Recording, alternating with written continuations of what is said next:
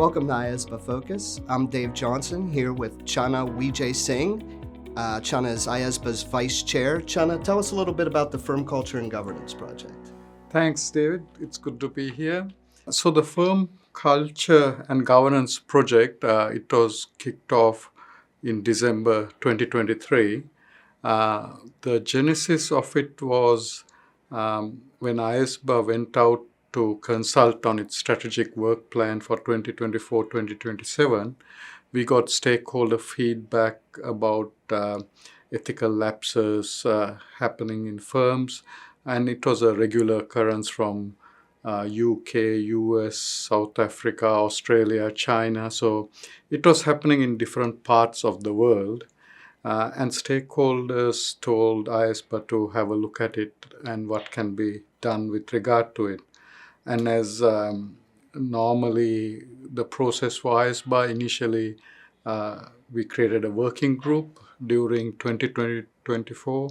We had extensive outreach. We met 43 stakeholders across 5 continents. I think in the end we had over 60 meetings with them. And they, regardless of the stakeholder group, they identified some common themes, and they are all included in the report.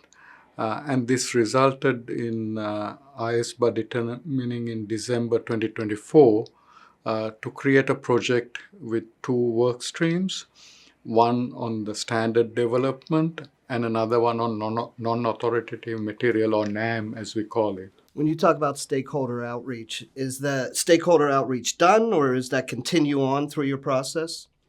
So the stakeholder outreach is going to be ongoing.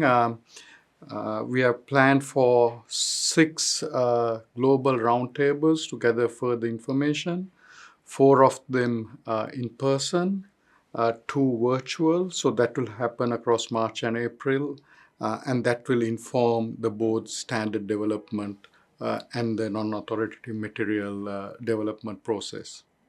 When we're talking about firm culture and governance, what areas of, let's say, a firm are we looking at? Some of the areas that stakeholders highlighted to us was, the ethical leadership, really the leadership right at the top, the tone at the top. And they said when there are ethical leaders present in firms, how, they operate is quite different. If, the person at the top is incentivized in a way that they might not act ethically. So another aspect that stakeholders highlighted to us was remuneration and incentives.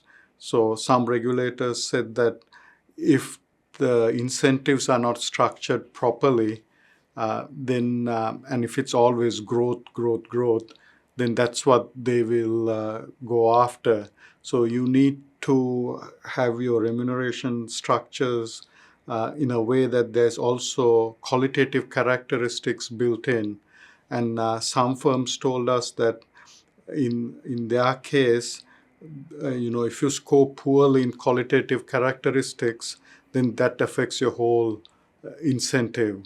So that's one. Then the other thing is the governance framework. Is there independent thinking in your governance? So in some countries, they have independent non-executives. And those independent non-executives bring in a different perspective and independent thinking that sometimes you might not get if you're in a partnership. So those are some of the things. And also another one is the accountability. So the accountability should not be just limited to the leaders. The accountability should be right throughout the firm in your responsibility to have behave ethically. If I'm in a firm right now learning just about this project, how would I go about finding out more information about what the IESBA is doing? On the IESBA website, there's a dedicated page for firm culture and governance. And if you go there, you will find the historical board papers. You will find the working group's report as well.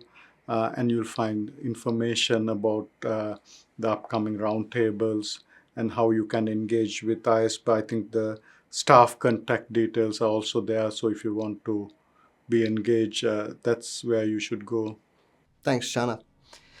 For more about firm culture and governance or the other IESBA projects, visit www.ethicsboard.org.